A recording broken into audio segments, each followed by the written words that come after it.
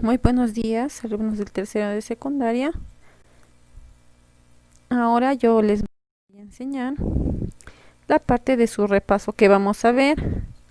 Vamos a ver la unidad 2. Les voy a hacer un breve repaso de los dos primeros capítulos que van a ser la composición química de la materia y el estudio de las biomoléculas. Para su siguiente examen, recuerden que el examen trimestral va a ser de la unidad 1 y de la unidad 2. Bueno, vamos a ver qué era bioquímica. La bioquímica es una rama de la biología que lo que sí tienes que saber es esto. Estudia las sustancias que están presentes en los seres vivos y las reacciones químicas en las que se basan los procesos vitales. Entonces, las sustancias químicas se van a dividir en dos para su mejor conocimiento, un mejor estudio. Uno que es los bioelementos o también llamado bioátomos y otro que es las biomoléculas o biomoléculas biológicas. Los bioelementos son sustancias simples que se van a poder encontrar en un ser vivo. Y las biomoléculas se van a dividir en dos, en biomoléculas inorgánicas y en biomoléculas orgánicas. Estas se van a diferenciar porque una de ellas carece de enlaces carbono-carbono. Las biomoléculas inorgánicas van a carecer de enlaces carbono-carbono. En acá podemos encontrar como por ejemplo el agua, las sales minerales y los gases. Y las biomoléculas orgánicas van a tener los enlaces carbono-carbono, en los cuales acá vamos a ver carbohidratos, lípidos, proteínas y ácidos nucleicos y vitaminas y enzimas. Entonces, sigamos. Acá vamos a ver los bioelementos, en los que se van a dividir en primarios y secundarios. Los secundarios, o también llamados oligoelementos, se van a diferenciar en indispensables y en variables. ¿Ok? Los bioelementos van a ser primarios porque van a estar en mayor proporción. Acá vamos a tener. Los primarios van a ser macroelementos o también llamados elementos plásticos porque van a ser las biomoléculas que van a estar más abundantes. Entonces, lo que quiero que se acuerden, lo vamos a resaltar, es esto. Que son macroelementos y son abundantes, ¿ya? Por eso tienen más del 96%. Y son 4. Acá van a tener, en su libro dice que son 4, pero los primarios más que todo van a ser más el azufre y el fósforo. Pero sí o sí, nunca se olviden de estos 4 elementos. Luego, vamos a tener a los secundarios, que van a ser bioelementos que van a estar en menor proporción, que va a ser el 4%. Son 21 elementos. Acá tenemos el sodio, potasio, el cloro, magnesio, el yodo, el calcio, el hierro, etc. ¿Ok? Acá vamos a ver la descripción de los oligoelementos. Algunos oligoelementos, su localización ya sea en diferentes fuentes para poder alimentarnos, sus funciones y algunas deficiencias. ¿Ok? Las vamos a marcar. Luego, lo primero que tienes que saber es que el fósforo sí o sí va a estar en el pescado. Ya, acuérdate que va a estar en el pescado. Esto va a ayudar a la formación de huesos y en ácidos nucleicos. En ácidos nucleicos, ¿por qué? Porque le da esa consistencia ácida. ¿Ok? Y su deficiencia, más que todo, es, lo que quiero que sepan, es pérdida de calcio en animales. Pérdida de calcio. ¿Ok? Luego, también va a ayudar en la formación de clorofila, en plantas.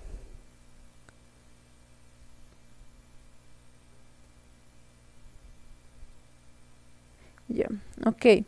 El siguiente oligoelemento que vamos a ver es el azufre. El azufre va a estar presente en carnes. Este oligoelemento va a ayudar a la formación de clorofila. Esto quiero que se acuerden, que va a estar en la clorofila y en la formación de vitaminas. ¿Ok? Luego, pero no tiene deficiencia. Entonces vamos a resaltar la palabra no. No tiene deficiencia. Luego, el sodio va a estar en la sal de la mesa, lo que consumimos a diario. Lo que va a ayudar es a regular el agua. Entonces, regulación del volumen hídrico. Transmisión nerviosa, ¿ya? Transmisión nerviosa. Eso más que todo. Solo quiero que se acuerden que va a estar presente en la regulación del agua o el transporte del agua y en la transmisión nerviosa para los impulsos nerviosos. Cuando hay deficiencia, ¿qué hay? Sensación de sed. Calambres, ¿por qué? Porque les había dicho que estaba a cargo de la transmisión nerviosa, de los impulsos nerviosos. Calambres musculares y pérdida del apetito. ¿Ok? Luego vamos a ver el potasio. El potasio más que todo va a estar en el plátano. ¿Ya? Este potasio también te va a ayudar en la regulación del volumen hídrico. Y también en la transmisión nerviosa. Y como también está en la transmisión nerviosa, su deficiencia va a tener calambres musculares. Y como es músculo también el corazón, va a haber una alteración del ritmo cardíaco. Luego, el cloro. El cloro también va a estar en la sal. En la sal. Va a ayudar en la regulación del volumen hídrico. Solo vamos a marcar volumen hídrico. Y la acidez está presente en el jugo gástrico. Esto sí o sí, acuérdense, en el jugo gástrico. Su deficiencia es rara, no es poco común. Es poco común, diré. No se conoce mucho. El calcio ya también va a estar en leche, queso, verduras y legumbres. Va a ayudar a la formación de huesos y dientes. También va a ayudar a la contracción muscular, en la coagulación y en la transmisión nerviosa. ¿Ya? O sea, coagulación sí o sí se tienen que acordar. Contracción muscular también y transmisión nerviosa. Esas tres funciones, por favor, acuérdense. Y cuando no está presente, hay raquitismo o osteoporosis también. Otro oligoelemento que tenemos que ver es el yodo. El yodo más que todo se va a encontrar en alimentos marinos, ¿ok? Alimentos marinos, sal yodada. Porque ahora si tú ves la sal de mesa es yodada, porque antes no había sal yodada, entonces que te daba bocio, ¿ok? Las funciones que va a tener a cargo el yodo va a ser el funcionamiento de la glándula tiroides, ¿ya? Y el crecimiento y desarrollo corporal. Entonces, su deficiencia que te daba bocio. Es como un tumor de la tiroides, algo así como un tumor que te da en el cuello. Ese es el bocio, ¿ok? El hierro va a estar presente más que todo, que se acuerden, en menestras. Entonces, esto va a ayudar a la formación de hemoglobina. Y la hemoglobina está presente en la sangre. Entonces, si no tienes hierro, ¿qué te da? Anemia. ¿Ok? Y el otro oligoelemento es el magnesio. El magnesio va a estar en verduras de hojas verdes. Acuérdense. Va a ayudar en la formación de la clorofila, en la formación de proteínas y también en la actividad nerviosa. Ya, y cuando hay deficiencia en plantas va a dar clorosis, o sea, las hojitas de las plantas se van a volver amarillas. Va a dar en nosotros, nos puede dar estrés y convulsiones. ¿Ok? Bueno, eso es de los oligoelementos. Vamos a pasar a las biomoléculas. Las biomoléculas van a ser sustancias que resultan ya sea de la unión de los bioátomos, ¿ok? Entonces lo vamos a resaltar. Lo vamos a resaltar. Entonces es una combinación o conjunto de bioátomos. Si se unen los átomos, forman moléculas, pero como son bioátomos porque están presentes en los seres vivos, van a formar las biomoléculas. Y se clasifican en dos, ya habíamos visto. Unas que son las biomoléculas inorgánicas, que van a ser aquellas que van a tener en su estructura química, no van a tener enlaces carbono-carbono. Entonces, marcamos esto. No tienen enlaces carbono-carbono.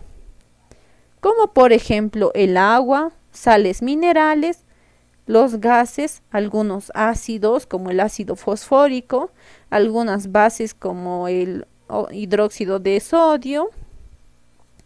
¿Ok? Y las biomoléculas orgánicas que van a tener en su estructura química, acá sí poseen enlaces carbono-carbono. Entonces sí tiene enlaces carbono-carbono, como por ejemplo los glúcidos o también llamados carbohidratos, los lípidos, proteínas, ácidos nucleicos, vitaminas, algunos ácidos y algunas bases también. Las bases que pueden ser parte de las proteínas, los ácidos como ácidos nucleicos. Luego vamos a ver las biomoléculas inorgánicas. Primero tenemos el agua. El agua, acá vamos a ver que está formado por hidrógeno, dos moléculas de hidrógeno y una de oxígeno, y su ángulo, eso sí, quiero que se acuerde, el ángulo que van a formar entre los dos hidrógenos, entre los dos enlaces de hidrógeno con oxígeno, va a ser de 104.5. ¿Ok? Acá el agua, vamos a ver sus características, va a ser un compuesto inorgánico, ya hemos visto inorgánico, formado por dos átomos de hidrógeno y uno de oxígeno. Aquí hemos visto dos de hidrógeno y uno de oxígeno. Cada átomo de hidrógeno se va a unir al átomo de oxígeno por este enlace. Este enlace es un enlace covalente de tipo polar. Polar, ¿por qué? Porque tiene cargas. Acá vemos que el hidrógeno tiene carga positiva y el oxígeno carga negativa. Luego, el enlace permite la formación de dos polos, un polo positivo y un polo negativo. El polo positivo es el del hidrógeno y el negativo del oxígeno. Estos dos polos hacen que el agua tenga naturaleza dipolar o bipolar, porque tiene dos polos, uno positivo que es a cargo de los hidrógenos y uno negativo que está a cargo del oxígeno. El agua también es una biomolécula más abundante del planeta porque más que todo representa el 60% del peso corporal. Ya habíamos visto, su fórmula es H2O, dos hidrógenos y un oxígeno. Funciones biológicas del agua. Las funciones biológicas del agua van a ser, es un medio para que se van a llevar a cabo las reacciones químicas de la vida. También va a actuar como disolvente universal, así se le denomina disolvente o solvente universal, porque va a ser el disolvente de la mayoría de las sustancias como azúcares, sales, ácidos y diferentes compuestos. También va a ayudar en la absorción y transporte de sustancias y la excreción de desechos. Va a ser el que regula la temperatura, actúa como lubricante, como por ejemplo en la saliva o las lágrimas también son lubricantes de nuestros ojos, y las lágrimas también tienen composición de agua, entonces va a ser un lubricante. También va a constituir es una parte principal de los flujos corporales, como por ejemplo la sangre. Las lágrimas van a tener una composición alta en agua. Sus propiedades más importantes del agua van a ser la dipolaridad, que ya les había dicho que presentan dos polos, uno positivo y otro negativo, ¿no? Una cohesión molecular que permite que las moléculas se unan. Es como decir, tienes una molécula, acá lo vamos a representar como unas bolitas, acá también otras, y se van a unir, pero este enlace lo vamos a poner con otro colorcito. Este enlace, va a ser denominado puente de hidrógeno. ¿Ok? Un puente de hidrógeno. Tensión superficial.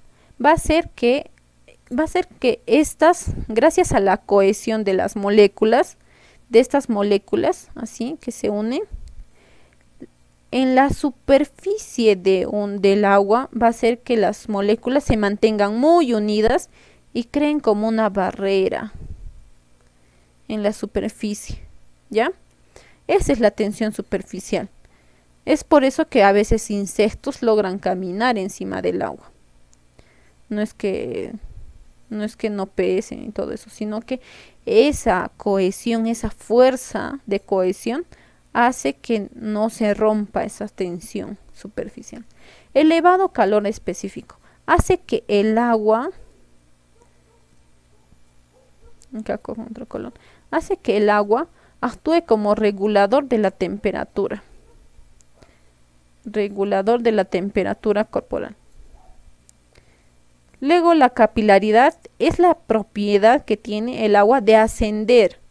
Es como decir que, digamos, tienes un vaso y acá el agua se va a transportar así. Va a empezar a subir por ese tubo. Y esos tubos van a ser denominados capilares. Luego, otra propiedad es el potencial de hidrógeno. El agua va a ser un buffer o amortiguador, o va a ser la sustancia que sea neutra. Lo vamos a ver más adelante en una imagen. Es una sustancia neutra porque no es ni ácida ni base. Y buffer o amortiguador de pH. El agua va a ser una sustancia en el cual regula el pH de diferentes fluidos corporales. Como es neutra, es como decir que tú, digamos, cuando tienes la comida está salada, digamos, le agregas agua, se quita lo salado. Es igualito, ¿ya? Acá tenemos la función buffer y el pH. El pH neutro, 7, acá va a ser, acá dice lago saludable, o sea, es agua, ¿ya? Entonces, pH 7, agua, es neutro. Y mientras más baja, va a ser ácido. Y mientras más sube, básico. ¿Ok? Y acá está la propiedad dipolaridad, que tienen dos polos, uno positivo y el polo negativo, ¿no? Aquí está la fuerza de cohesión, aquí están los puentes de hidrógeno que les había contado. Acá está la capilaridad, la tensión superficial que les había dicho que se juntan las moléculas y hace que el insecto pueda caminar encima del agua. Ya, las sales minerales. Las sales minerales van a ser compuestos inorgánicos que se necesitan en pequeñas cantidades. Van a resultar de la combinación de un metal y un no metal. El metal va a ser de carga positiva, o sea, metal carga positiva, o también llamado catión, y el no metal con carga negativa o también llamado anión. Pueden actuar de forma molecular o en forma iónica. Cuando es en forma iónica, te dice, van a formar los electrolitos. Es decir, que estos van a estar disueltos o unidos a las moléculas del agua. Y acá vemos la representación de los electrolitos, que van a ser un sodio con su carga y potasio con su carga. Las funciones biológicas de las sales minerales van a ser: uno, regula el equilibrio hídrico del cuerpo, como está sujeto a como se pueden unir también a las moléculas de agua, van a regular el equilibrio hídrico. Regulan el equilibrio ácido-básico o el pH. Van a participar en la transmisión de diferentes impulsos nerviosos como el sodio, el potasio y el magnesio, como les había dicho. Participan en la contracción muscular y en la coagulación de la sangre. Esto está a cargo del calcio. Participan en la formación de huesos y dientes, que está a cargo también del calcio, el fósforo. Y forman la concha de los músculos, que también está a cargo del fósforo y el calcio. Propiedades más importantes de las sales minerales. Van a actuar en forma molecular y van a formar estructuras de soporte o protección como huesos y conchas de moluscos. Otras sales van a tener la capacidad de asociarse con el agua. Es como decir que esta molécula es la sal mineral y se va a unir con el agua, que es el H2O. Esta se va a unir acá, otra molécula de agua se va a rodear de varias moléculas de agua, así digamos. Acá vamos a poner como por ejemplo 3 moléculas de agua, y así va a dar origen a un electrolito. ¿Ya? Un electrolito. Entonces, cuando la sal mineral se une a las moléculas de agua, da origen a los electrolitos. No se olviden, por favor, de los electrolitos. Y por último, los gases. Los gases van a ser compuestos inorgánicos que resultan de la combinación de átomos, así, átomos, con otro color lo vamos a hacer.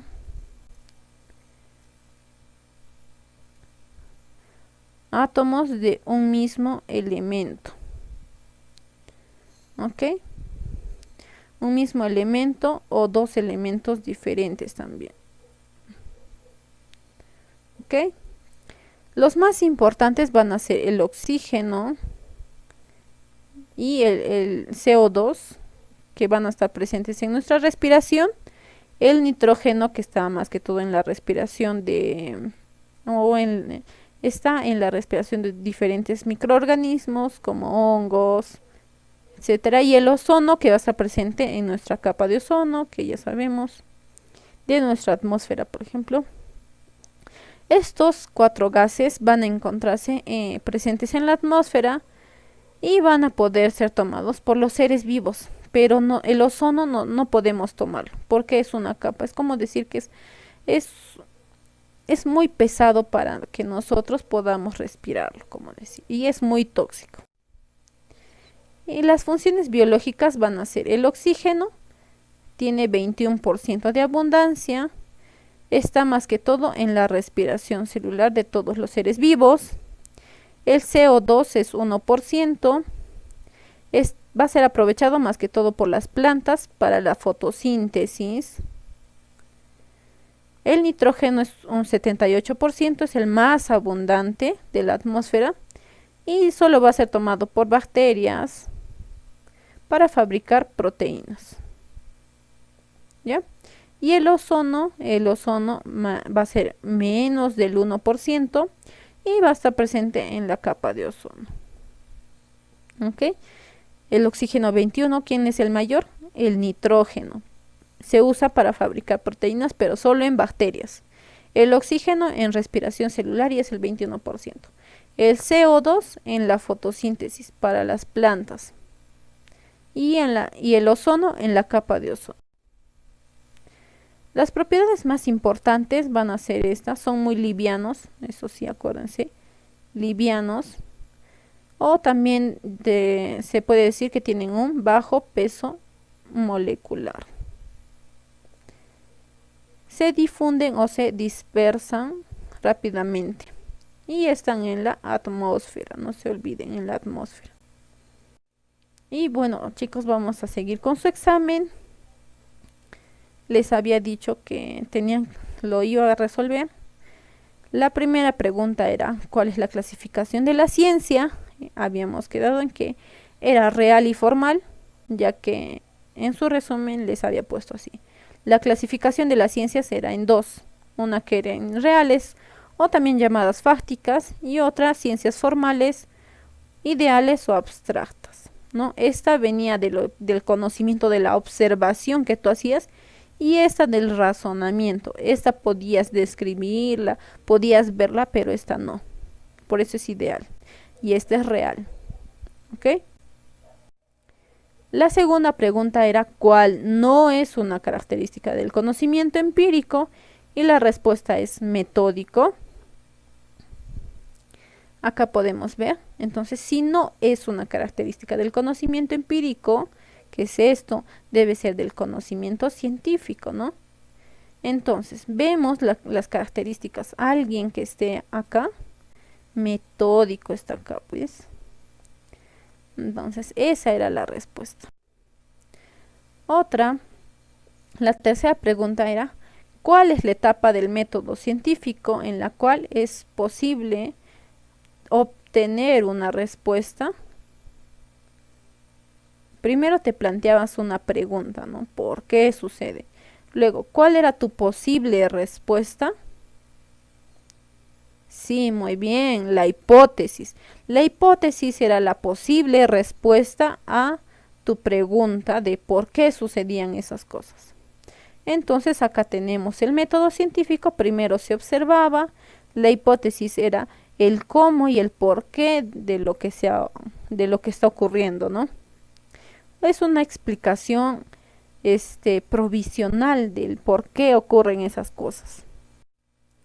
Luego, uno de los pasos del método científico es la observación, que consistía en ¿qué? Muy bien, en recolectar los datos del fenómeno a estudiar. Entonces, acá decimos, en la observación, el científico encuentra un hecho o fenómeno. Primero tienes que observar, examinar atentamente los hechos y tienes que recolectar todos los datos, ¿no? Del fenómeno que tú vas a estudiar, que tú has dicho, ya, ¿por qué quiero saber esto? Ya, entonces empiezo a observar, recolecto los datos. Ya. Es la etapa en la que el investigador da a conocer su hipótesis que ha adquirido amplia validez, ya que se apoya en conclusiones de muchos experimentos. ¿Esto a qué se refiere? Muy bien, la generalización.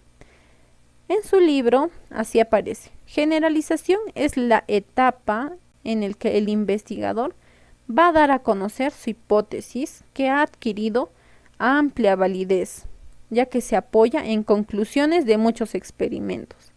Entonces, cuando tú generalizas tu idea, es porque has tenido una validez de tu hipótesis. Hay una validez. Es como decir que sí ha sido comprobado y ha sido comprobado por diferentes teorías, de acuerdo a diferentes autores de diferentes libros. Entonces, es como decir que estás creando una teoría nueva, ¿ok? Y eso es la generalización. ¿Cuál es el proceso en el cual vas a verificar la hipótesis? A ver, díganme quién sabe eso. Muy bien, en la experimentación. En la experimentación, nosotros comprobamos o verificamos si nuestra hipótesis va a ser cierta. Entonces, para eso hacemos diferentes experimentos que van a ayudarnos a llegar a esa conclusión, ¿no? De que la hipótesis es cierta o no. La pregunta 7 era, ¿cuál no es un paso del método científico? ¿Cuál no sería? Muy bien, el planteamiento. Aquí están los pasos, ¿no? Observación, formulación de hipótesis, la experimentación, las conclusiones y por último era la generalización, ¿no? La generalización era la última etapa. Entonces, no hay planteamiento. En la pregunta 8 les había dicho, etimológicamente la palabra biología venía de dos palabras griegas que eran... Muy bien, logos y bios. Entonces en su repaso yo les había puesto así. Biología viene de dos palabras griegas, que era uno bio, que significaba vida, y logos, estudio tratado, en el cual nosotros, uniendo estas dos palabras, llegábamos a su concepto de biología, que era el estudio de los seres vivos, ¿no? O la ciencia que estudiaba a los seres vivos. La pregunta 9 era, ¿quién es el padre de la biología? A ver, díganme quién era. Muy bien, Aristóteles. Aristóteles era el padre de la biología. Entonces, yo les había puesto así, bien resaltado todavía,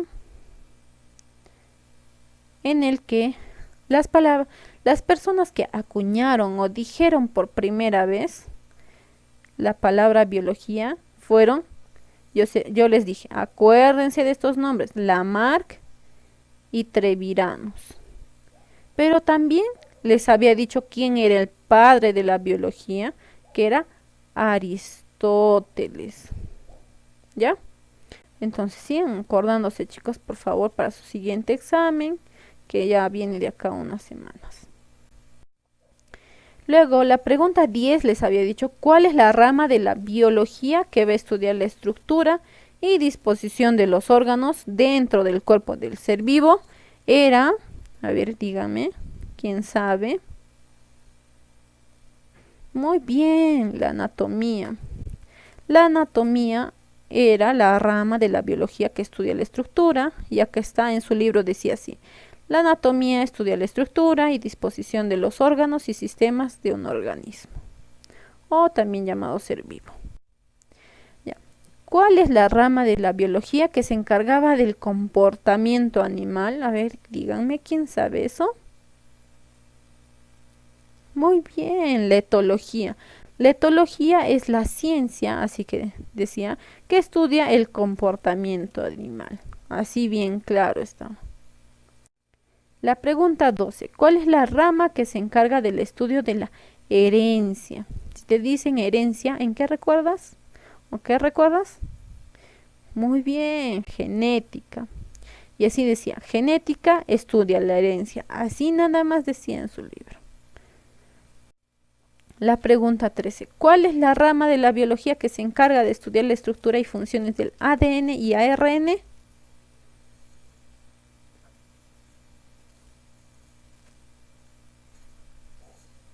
Muy bien, la biología molecular.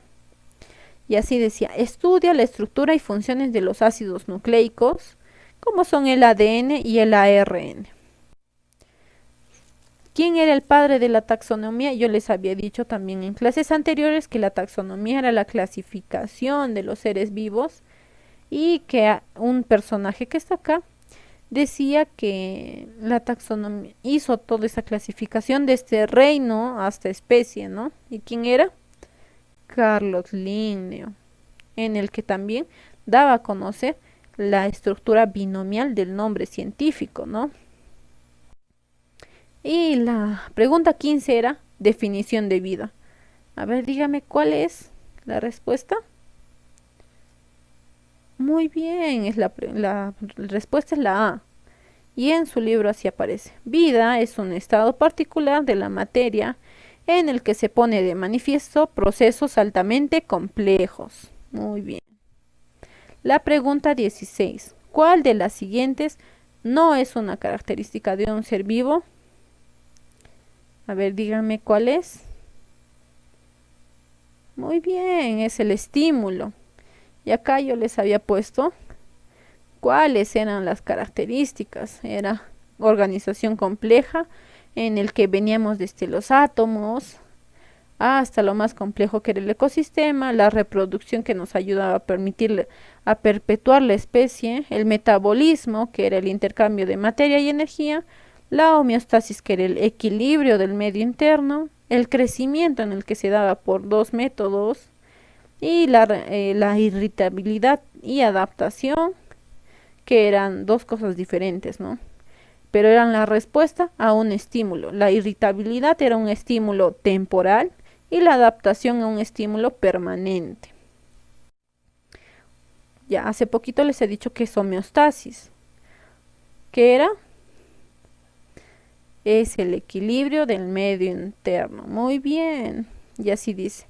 Homeostasis es estado de equilibrio, se refiere a la capacidad de los seres vivos para que nos puedan mantener más o menos constante, ya sean las condiciones de su medio interno. Ya, también les había dicho que era adaptación. Adaptación que era, se pueden confundir entre estos dos, ¿no? Pero la respuesta es, muy bien, es la respuesta a un estímulo permanente. Entonces, así dice, la adaptación es una respuesta ante un estímulo constante y permanente. No se olviden que va a modificar la forma de vida o su estado de vida para que se pueda adecuarse o adaptarse a ese estímulo. ¿Ok? La pregunta 19 era ¿cuál no es una característica de la reproducción asexual? Entonces, ¿cuál es?